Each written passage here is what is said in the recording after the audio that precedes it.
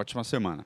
Bem, o Jornal da Rede Alesp conversa agora com Tomás Chaves. Ele é advogado e nos fala aí sobre a situação de guarda compartilhada na pandemia do coronavírus. Boa tarde, doutor Tomás Chaves.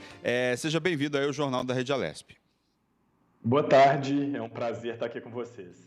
Doutor, fala um pouco para a gente sobre essa questão da guarda compartilhada nesse momento, né? Isso tem sido muito discutido aí nos últimos tempos, né? Quer dizer, a criança vai para uma casa, vai para outra, a gente ainda está em período de isolamento social. Como que fica essa situação?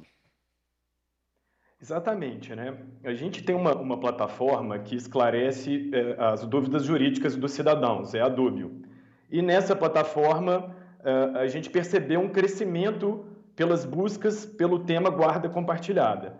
Então a gente foi procurar entender o porquê desse crescimento, é justamente pelo fato de a guarda compartilhada ela permite que os pais criem igualmente os filhos. Então, um fica com o filho num dia, outro fica com o filho no outro, ou então um fica uma semana, o outro fica uma semana, e os dois participam ativamente dessa criação dos filhos.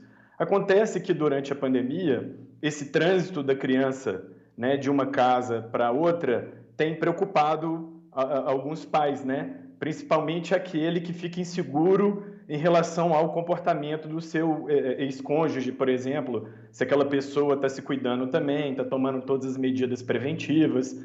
Né? Existem também os exemplos onde uma das partes reside com os pais, né? Então os avós da criança. Então você pode estar levando o vírus de uma casa para outra. Então realmente, por esse motivo, esse tema foi mais buscado na nossa plataforma. E aí, o que fazer? Pois o ideal, tudo que diz respeito a filhos, o ideal é que se chegue num consenso, né? Que você negocie alguma coisa com a outra parte. O que a gente percebe é que muitas pessoas ficam por um período maior com aquele filho, né? Então elas cumprem ali uma espécie de um período de isolamento e depois o filho vai ficar com outro pai e fica por um período maior também e tenta cumprir ali um período de isolamento. Ou o que a gente tem visto também é o amplo uso dessas ferramentas, né? A gente está hoje aqui em uma delas, para que esse contato aconteça virtualmente, né? Que nesse momento ele não aconteça presencialmente, mas que ele possa continuar acontecendo virtualmente. E aí, caso realmente você não chegue em um consenso, né, com o seu cônjuge, e aí muitas vezes a gente vê a pessoa recorrendo ao Poder Judiciário e vê juízes decidindo, às vezes, pela suspensão da guarda ou pela suspensão do direito de visita, quando for o caso. Então, é isso que a gente observou aí.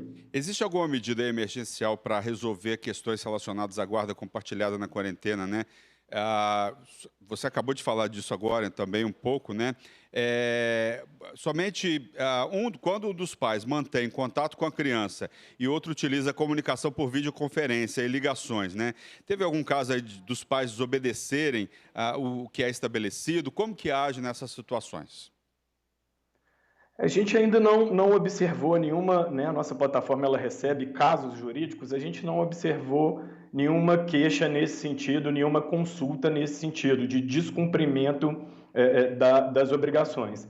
Mas o que pode ser feito é sempre que se procure o Poder Judiciário, principalmente para as questões urgentes, o Poder Judiciário ele não parou. Né? Diferentes estados estão com diferentes situações em seus poderes judiciários, mas para questões urgentes ele continua, os tribunais continuam funcionando normalmente. Então a nossa orientação é uma questão urgente, uma vez que é um interesse de uma criança que está envolvido, que se procure rapidamente ali o Poder Judiciário, através da Defensoria Pública ou através da contratação de um advogado. Existem casos de pessoas que possuem a guarda de criança se aproveitarem da situação para impedir o contato do outro com os filhos, né? Aquele caso do pai que põe o filho no meio da briga entre o ex-casal.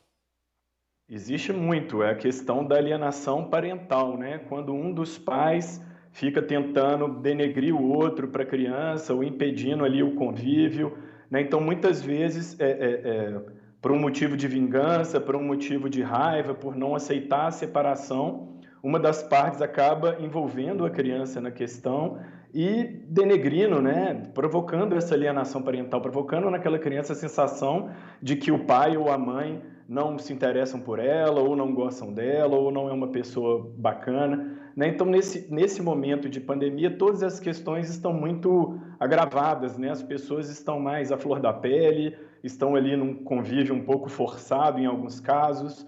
Então, a gente realmente percebe uma amplitude aí dessa problemática de guarda dos filhos em decorrência da pandemia.